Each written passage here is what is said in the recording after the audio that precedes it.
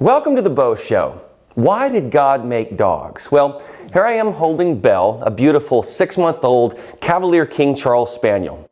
King Charles I and his son Charles II loved this breed. In fact, Charles II was so attached to his spaniels that they went everywhere with him. He issued a royal decree that dogs should be allowed in all public spaces, including Parliament. The breed was even named for the monarch. Now, Belle is one of my friend's dogs. It's not mine, but I see her a lot because I love dogs. And there's nothing more precious than a puppy. How they act, the way they smell, and especially their closeness to you and their unconditional love. Dogs like Belle make their owners feel needed and caring. And sometimes the dogs themselves almost become caretakers as well, especially when we feel sad or alone. So I wanted to devote today's show to man's best friend. Because every once in a while, we need to take a break from the stress of daily life and the unbearable struggles that we face. And remember those furry, four-legged creatures that give us such joy. Many of you will remember the Paul Harvey-voiced commercial from the Super Bowl called "So God Made a Farmer." Here's a clip. And on the 8th day, God looked down on his planned paradise and said, "I need a caretaker." So God made a farmer. God said, "I need somebody willing to get up before dawn, milk cows, work all day in the fields, milk cows again, eat supper, then go to town and stay past midnight at a meeting of the school board." So God made a farmer. "I need somebody with arms strong enough to wrestle a calf and yet gentle enough to deliver his own grandchild. Somebody to call hogs, tame cantankerous machinery, come home hungry, have to wait lunch until his wife's done feeding visiting ladies, then tell the ladies to be sure and come back real soon and mean it." So God made a farmer. Well, there's a poem that was created similar to this in style called "So God Made a Dog." And I wanted to read it to you with a little help from our four-legged friends. "And on the 9th day, God looked down on his wide-eyed children and said, 'They need a companion.' So God made a dog. God said, 'I need somebody willing to wake up, give kisses, pee on a tree, sleep all day, wake up again, give more kisses, then stay up until midnight, basking in the glare of a television set.' So God made a dog. God said, 'I need somebody willing to sit, then stay, then roll over, then with no ego or complaint, dress in hats they don't need and costumes they don't understand. I need somebody who can break wind without a first care, without a second thought, who can chase tails, sniff crotches, fetch sticks, and lift spirits with a lick. Somebody who, no matter what you didn't do or couldn't take or didn't win or couldn't make, will love you without judgment, just the same.' So God made a dog.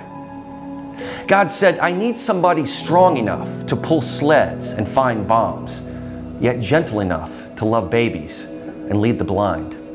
Somebody who will spend a day on a couch with a resting head and supportive eyes to lift the spirits of a broken heart.' So God made a dog. It had to be somebody who remained patient and loyal, even through loneliness.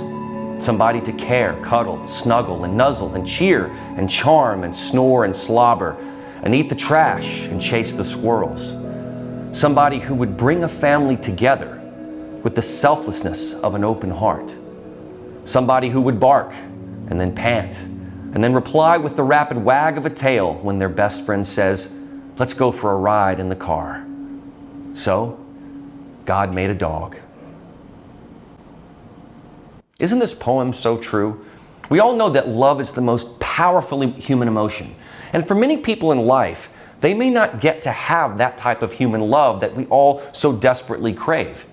And while man and woman were designed as companions for each other, some people never find that love. Or maybe they found it and then they lost it. So it was though God wanted to make a companion that would never stop loving you, no matter how awful or foul-mouthed or depraved we are. So just like the poem says, so God made a dog. Love is not something that scientifically can be explained. All of our most biological needs, such as hunger and thirst and the need to reproduce, are all very observable qualities.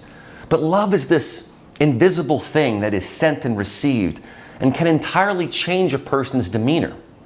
Some of the craziest decisions ever made were done out of love or the desire to be loved. And sadly, humans let us down many times, but dogs don't.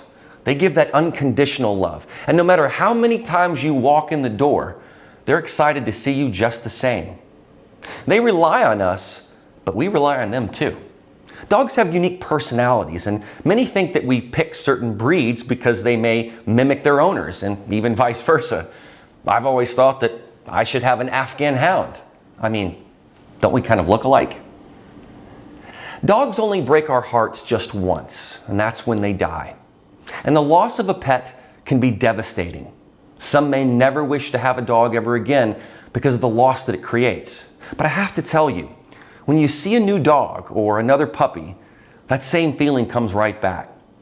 Dogs never intentionally break our hearts. They don't have that spirit of malice in them that often plagues us as humans.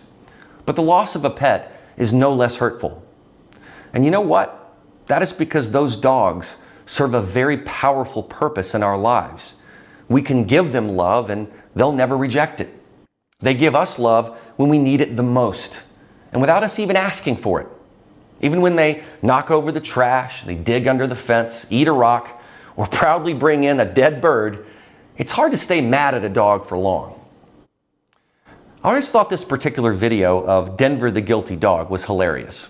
All right, well, apparently while I was out, somebody got into the kitty cat treats. Now, I'm gonna go look at the suspects. Suspect number 1. Is it you, Macy? See your face. Did you do this? Did you? I don't think you did. Number 2. What? Did you do this?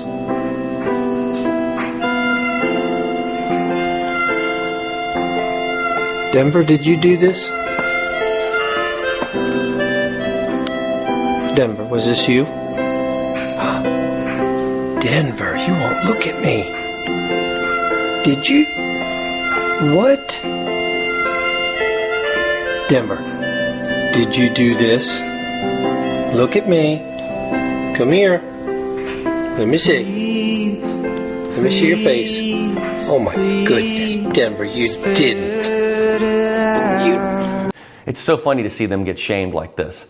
And dogs have also given the world some of the best memes. I think you just get in a good mood when you watch dog videos. And if you're a dog lover, like I am, it never gets old. You know, when my dad passed away in 2020, we tried to figure out what kind of headstone to get him. Other than a particular sentence that he wanted written on his headstone, we didn't have much of a direction. But then, when my mom and I were on a trip in Mississippi at a small headstone maker, we stumbled upon one that had a dog peering over the top of it. And it just seemed perfect, since my dad had such a profound love for dogs.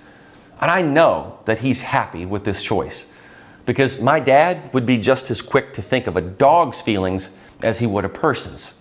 So this headstone, which you can see here, is what we chose, and I couldn't be happier with it. In this way, a dog is always watching over him. I'm sure you've all seen the touching photos of dogs laying at the tomb of their owners or military heroes. They certainly feel the loss as well. And then there are amazing videos of dog and owner reunions, like these. Hey, Daddy's home.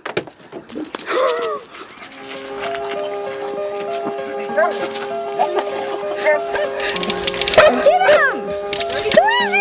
Who is it? Louise, Gracie, you forget. Oh my God! See, she's crying. Damn it! You're not recognizing me? How you doing? I think he remembers you.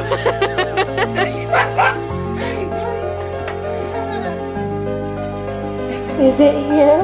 Can you see Daddy? He's so happy.